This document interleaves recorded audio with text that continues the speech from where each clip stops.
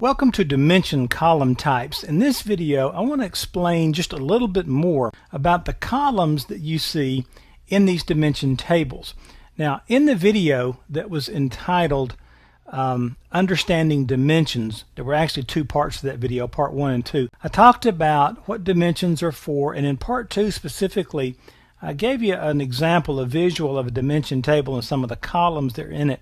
And what I want to drill into just a little bit here is that a dimension table actually stores more than just attributes. Now, if you want to think about the data warehouse, the fact table is going to be the smallest table in terms of width. It's going to have some keys that we use to join the dimension tables to this fact table, and then we're going to have usually just one or two, just a very few number of measures.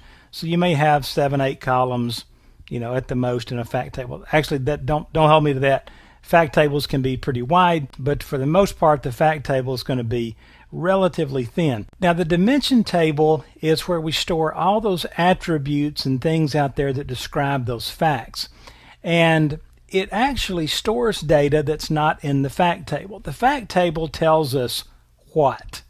Okay, and usually it shows us measurable things, numbers most of the time. And the dimension tables are going to show us everything else that describes whatever we need to know about that number. And so as a result, a dimension table can have at least 5 different column types. Although you may not ever think of them this way, you may not ever consciously think of the different column types you're adding, whether it's a member or a key or whatever.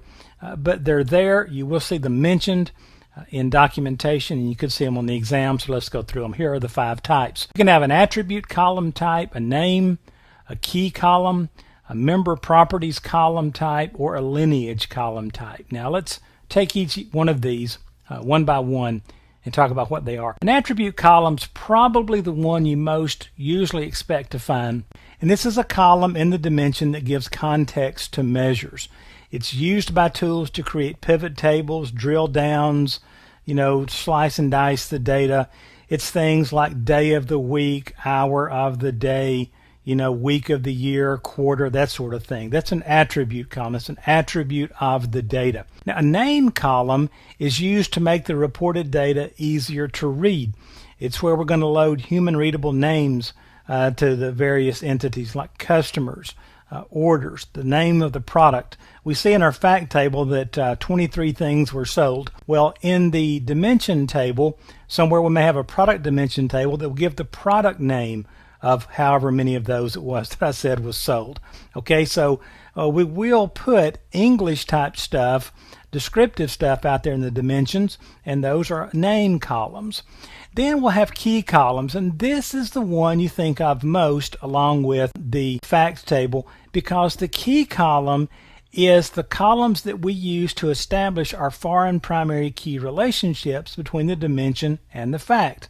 Keep in mind, the dimension table is going to have the primary key, and the fact table is going to be the foreign key column, okay? But the key column in the dimension is what's used to uniquely identify the entities in the dimension table and then to make the connection back to the fact table. The member property column is data included for descriptive use on reports and queries, that sort of thing. Think of these, if you're a programmer or developer, like properties on an object. These describe color, size, location, notice addresses, phone numbers, directions, descriptions, anything like that would be considered a member property column. And then, of course, the lineage column is one we stick out there to store whatever auditing information, whatever source information we want. And there can be as many of these as we would like. And again, I'm going to mention this 2 or 3 times throughout the course. A lot of data warehouse design is science, and there's plenty of it out there. But a fair amount of this is art also. And so you'll see different uses of each one of these columns. Some people are a little bit more verbose in the lineage aspect. Some are not. Some use more member property columns. It all depends on what you're trying to do with this data, the kind of reports you're trying to pull. And there is a fair amount of iteration in data warehouse design. You may design your warehouse, start to pull a few reports and say, wait a minute, I need more information here. So you may have to go back and plug some information into your dimensions. You want to get all this done in testing. You don't want to be changing everything, your data loads and all that stuff out there in production. It gets kind of risky. But anyway, that's your different dimension column types. You will hear about these. Just make sure they make sense to you. And I'll point some of these out as we actually start to build our dimensions later on in the course.